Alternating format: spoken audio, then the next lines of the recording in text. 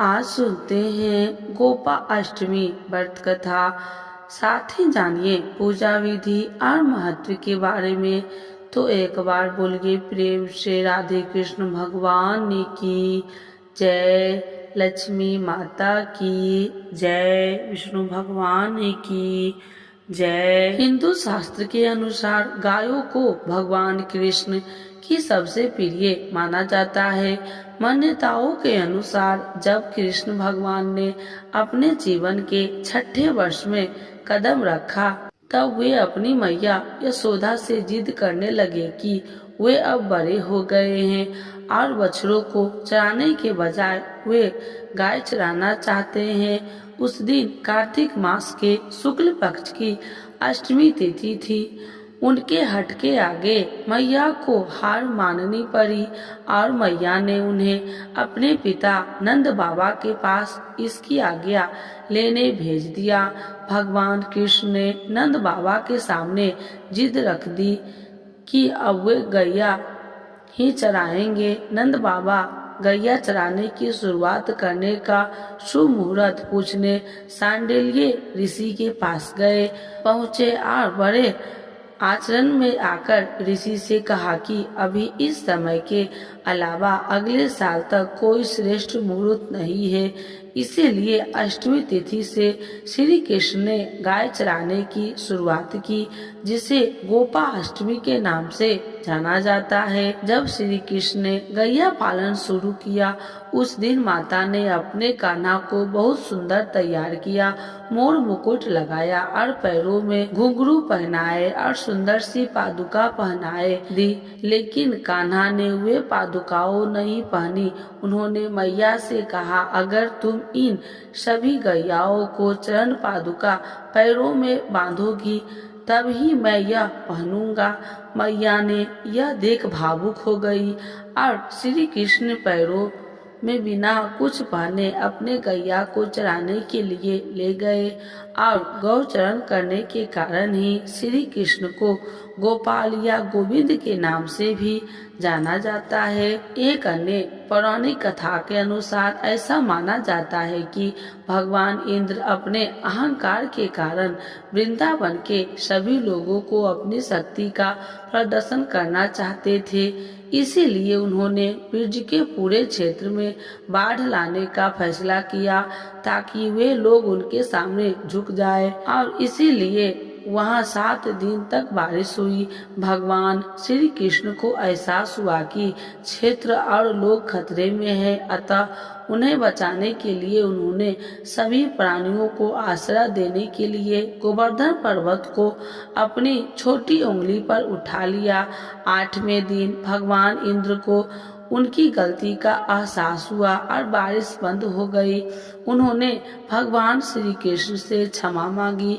भगवान इंद्र और भगवान श्री कृष्ण पर सुरभि गाय ने दूध की वर्षा की और भगवान श्री कृष्ण को गोविंद घोषित किया, जिसका मतलब है गायों का भगवान। यह 8वां दिन था जिसे अष्टमी कहा जाता है। यह विशेष दिन गोपा अष्टमी के रूप में मनाया जाता है। गोपा अष्टमी से जुड़ी एक और कथा ये भी है कि राधा भी गायों को चराने के लिए वन में जाना चाहती थी, लेकिन लड़की होने की वजह से सभी उन्हें ऐसा करने से मना कर देते थे। जिसके बाद राधा को एक तरकीब सूझी। उन्होंने ग्वाल जैसे कपड़े पहने और वन में श्री कृष्ण के साथ गाय चराने चली गई। गोपा अष्टमी का महत्व गायों को हिंदू धर्म और संस्कृति की आत्मा माना जाता है। उन्हें शुद्ध माना जाता है और हिंदू देवताओं की तरह उनकी पूजा भी की जाती है। हिंदू पौराणिक कथाओं के अनुसार ऐसा माना जाता है कि एक गाय के अंदर 33 कोटि देवी देवता निवास करते हैं और इसीलिए गाय हिंदू धर्म में एक विशेष महत्व रखती है। गाय को आध्यात्मिक और दिव्य गुणों की स्वामी कहा गया है और यह देवी पृथ्वी एक और रूप है। हिंदू मान्यताओं के अनुसार गोपा अष्टमी की पूर्व संध्या पर गाय की पूजा करने वाले व्यक्ति को एक खुशहाल जीवन और अच्छे भाग्य का आशीर्वाद मिलता है। यह भक्तों को उनकी इच्छाओं को पूरा करने में भी मदद मिलता है। गोपाष्टमी एक महत्वपूर्ण हिंदू त्योहार है जो भगवान श्री कृष्ण के गौ पालन और लीलाओं की याद दिलाता है। गोपाष्टमी दो शब्द से मिलकर बना है जिसमें गोप का अर्थ है गायों का पालन करने वाला या गोपाल और अष्टमी का अर्थ है अष्टमी तिथि या 8वां दिन।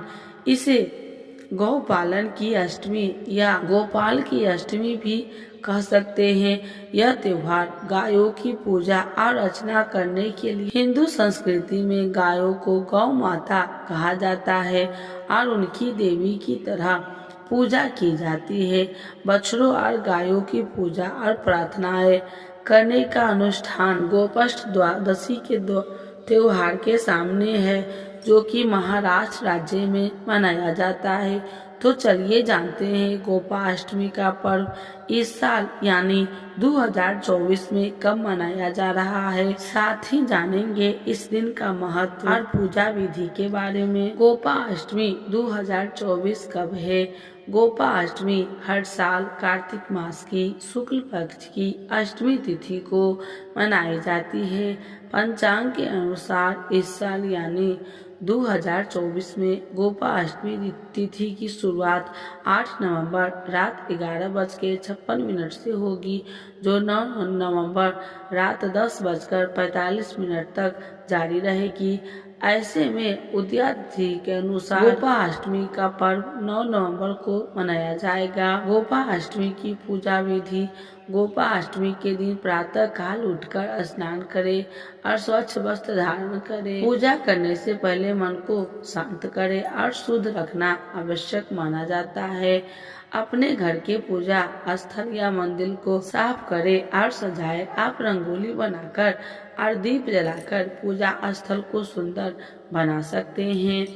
गोवर्धन पर्वत की एक छोटी प्रतिमा या तस्वीर को पूजा स्थान पर स्थापित करें। आप चाहे तो गोबर से स्वयं गोवर्धन पर्वत का एक छोटा सा मंडप भी बना सकते हैं। गोवर्धन पर्वत को सुंदर फूलों, मालाओं, रोली, चंदन और धूप से सजाए। भगवान कृष्णा, राधा रानी, गोवर्धन पर्वत और गोपी गोपालों की स्थापित मूर्तियों का विधिवत पूजन करें। उन्हें गंगा जल अर्पित करें, चंदन का टीका लगाए और पुष्पांजलि अर्पित करें। इसके बाद भगवान श्री कृष्ण को उनका प्रिय भोग जैसे पंचामृत, लड्डू या मीठा पकवान अर्पित करें। गोपाष्टमी के दिन गायों का विशेष महत्व होता है। यदि संभव हो तो गायों को स्नान करवाएं और उन्हें गोपाष्टमी के दिन गायों का विशेष महत्व होता है। यदि संभव हो तो गायों को स्नान करावे और उन्हें हरी घास खिलाएं। आप गायों को गुड़ या फल भी खिला सकते हैं। इसके बाद गाय के गोबर से बने उबले से गोवर्धन पर्वत की परिक्रमा करें। इस दिन गौ माता की सींगों पर चुनरी का पट्टा बांध दिया जाता है। गाय माता की परिक्रमा भी की जाती है। सुबह गायों की परिक्रमा कर उन्हें चराने बाहर ले जाते हैं। इस दिन ग्वालों को भी दान दिया जाता है। कई लोग उन्हें नए कपड़े देकर तिलक लगाते हैं। गोपाष्टमी के पर्व पर ब्राह्मणों को भोजन कराने और दान देने का भी विधान है। आप अपनी श्रद्धा अनुसार दक्षिणा दे सकते हैं और वस्त्र, अनाज आदि का दान भी कर सकते हैं। पूजा के उपरांत गोवर्धन पर्वत की परिक्रमा करें और आरती उतारें। आरती के बाद प्रसाद का वितरण करें और सेव भी ग्रहण करें। आप गोपाष्टमी के पर्व पर भगवान श्री कृष्ण के भजन कीर्तन का आयोजन कर सकते हैं। इससे वातावरण भक्तिमय हो जाता है और मन को शांति मिलती है।